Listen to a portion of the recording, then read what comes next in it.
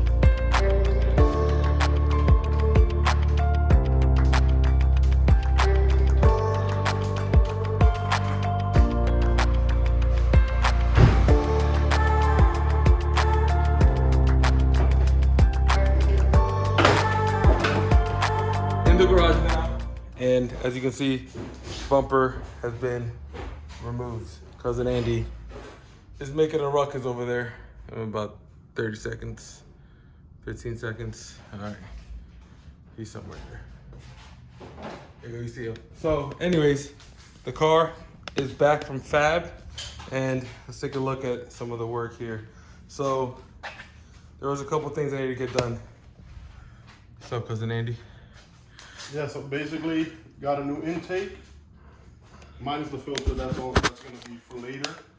New 2.5 inch stainless downpipe straight to the tone-made titanium exhaust out the back.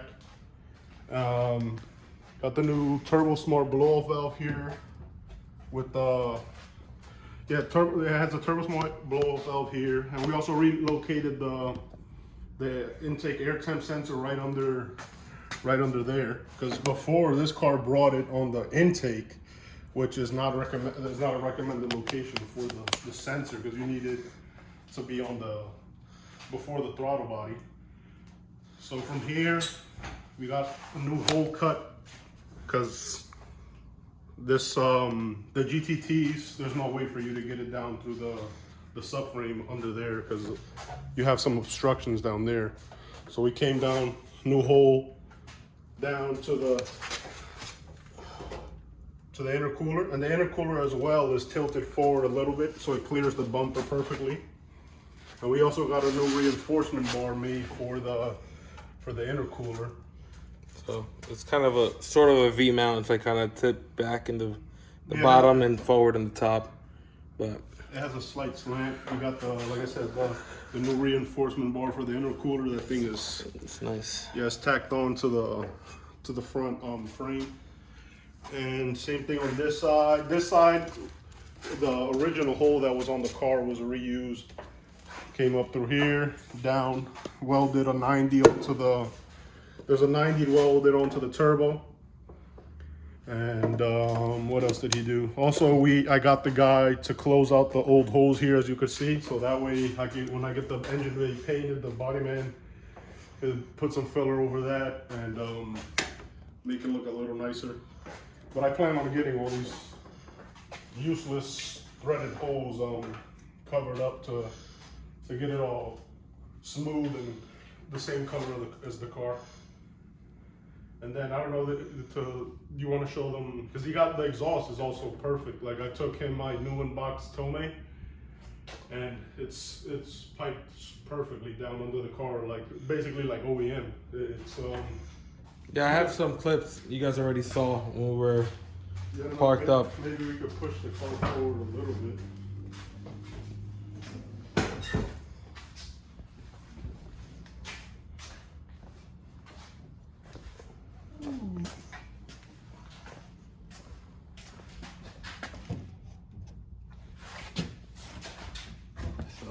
From this angle, see, yeah, so it's perfectly out the back bumper. It's at like an angle. It's hard to kind of get this on camera, but it's at an angle. Yeah, so the downpipe meets the catback exhaust butt to butt. So there's no, like the other exhaust, if you see it, there was the test pipe. The test pipe on it. So now the Tomei is basically right to the back of the turbo with the downpipe. Yeah, so basically he basically cut off whatever exhaust was there and just flanged it, I assume. So now it's a longer downpipe, but it's gonna make the RV sound way better. So it should be perfect. Yeah, so we're gonna add some pictures here that the fabricator sent cousin Andy while he was working, and kind of giving pretty solid updates as he was doing it. Turnaround time was pretty quick. I think the biggest delay was what, like probably ordering parts? Yeah, just like slight changes. We didn't order any of the aluminum, and he wanted to see which route he wanted to take before he did that. But he started on the stainless on the downpipe and stuff like that while he got the aluminum in, and then he got all that done pretty quick. Yeah, so like as you can see, it's pretty intricate. I think this is what, 2.5 intercooler piping, and then there's a. Well, he stepped down, so this is the throttle body. I think is 3 inch. He stepped down to 2.5. There's a 1/2 inch, 3.5, 3 inches, 2.5 reducer. He welded that one there. Looks really nice. And then also, you put the e-brake up? No, not yet. I push it back. Also, it looks like he most definitely removed the end caps off the intercooler and basically put these bends so it could clear the bumper. Because I think, I'm gonna see if I could put up a picture of it, but I believe the intercooler, the end caps were like just straight out, right? Yeah. So he had to actually modify the actual intercooler as well to clear the bumper. Yeah, he put those 45s on it. Yeah, put that. But that's all. Dimes. He basically did all that for clearance because the main thing, I didn't want to cut the mesh on the bumper. So he did the 45 and then we did the clamp, and then he did the same thing, a 90 up into the turbo, and then over there the same thing up into the throttle body. Only thing difference is that here the reducer is on the throttle body versus here the reducer is actually going right into the intercooler. Yeah. So yeah, because the intercooler is set up for 3-inch piping as well. Yeah, it's interesting. So I mean, the work looks pretty good. I think you said you were planning on getting. Yeah, it's all the material's all raw right now. It's all gonna get powder coated. I plan on zinking all the fittings, make it look good. I also bought a new PWR radiator, and I'm planning on painting the intercooler and radiator, powdering it black as well. So I mean, eventually your color schemes are gonna go into effect, but there's a lot of black, like I don't know if you're gonna do anything with the blow-off valve, but no, I plan on keeping it how it is. Silver and black. Yeah, that's why I did the Turbo Smart. Well, because I already had the Turbo Smart gate, so I wanted the Turbo Smart blow-off valve, and then it's just gonna be silver and black themed. Really, I'm on the fence what kind of valve cover I want to do still, because the RV, the 26 ones look good, but I don't know. I think the 25 with fresh paint, new hardware, it'll look fine. Yeah, no need to fake the funk. Do catch can setup, get rid of all the plastic canisters, clean up the wiring, do AN fittings, get a new engine harness. You plan on leaving the ABS there? Yeah, I'm running ABS. I am running the R35 GTR brake kit, so But I have the upgraded brake booster. Basically, I mean, all this has to come out regardless, so it's not gonna be that big of a deal. The only thing, I mean, I don't think it matters. I'm still looking into see maybe what I could do with the fuse box. If I could get a Yeah, because right now it's touching the throttle body. Yeah, we definitely have to move it. So the ISR is definitely one of the bigger manifolds on the market. Yeah, see, like it's rubbing. No, yeah, it has to be moved. I mean, realistically, we could just probably tip it over and put rivets there. Riv nut, put a riv nut like maybe like a couple inches over. Like same thing with the power steering. But I'm gonna do the Frenchie's Performance compact power steering upgrade. The same thing with their AC system. Yeah, because I was gonna say, the AC lines pass really close to the, like, look at that. That's an AC line right there, and this is the manifold. Yeah. Like, you know, you're gonna have to probably figure something out. No, yeah, the Frenchie's Performance.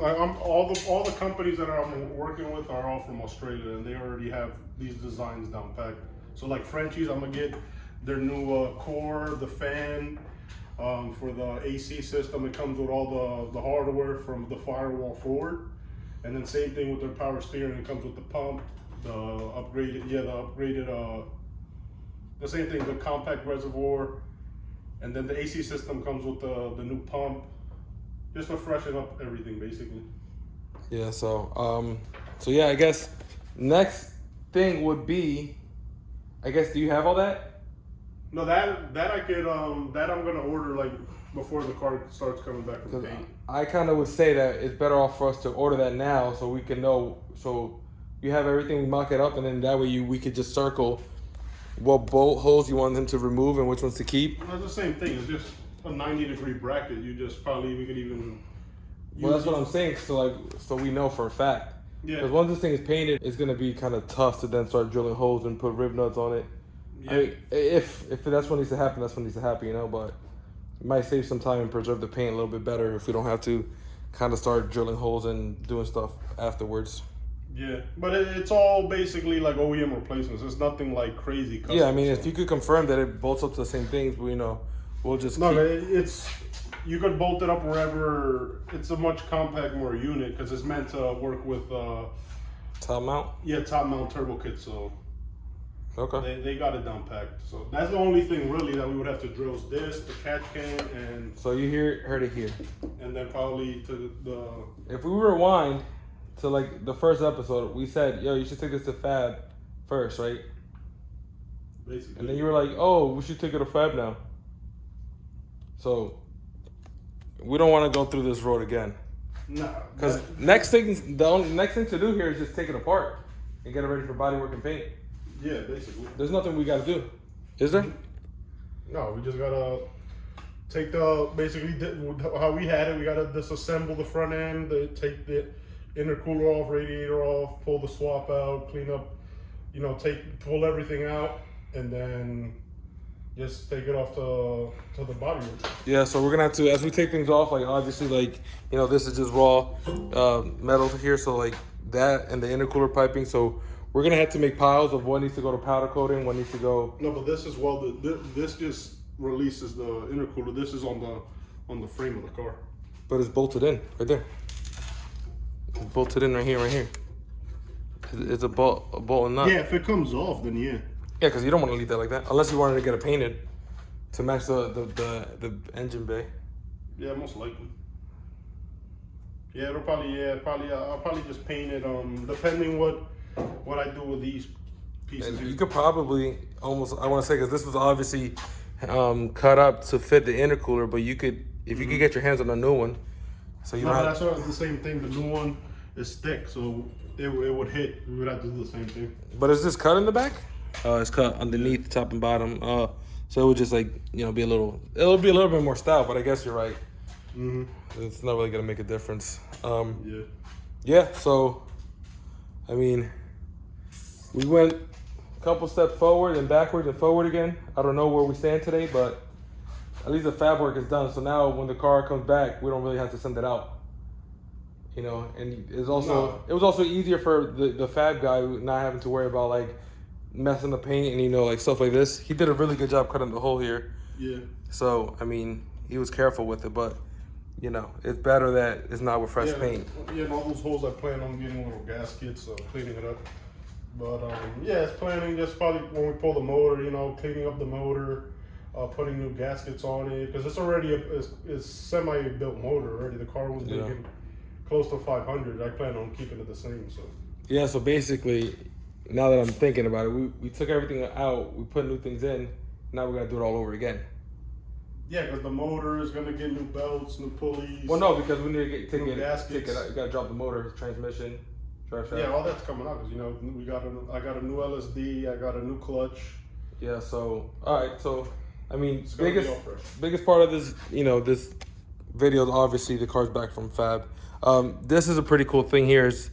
This is the Turbo Smart blow off valve. how do you do it? Try to unscrew it. It's a threaded on here. Yeah, there it Yeah, is. So you could unthread this here. that's pretty cool. Yeah. Before, you know, you have the two bolt flanges. Yeah, so it comes with the coupler here, and he welded it on, and it's threaded. So you just thread on the blow off valve to the coupler here.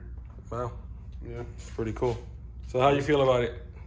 I like it. Came out good. Better than how the OEM manifolds look on the RB on the 25s. It looks horrible.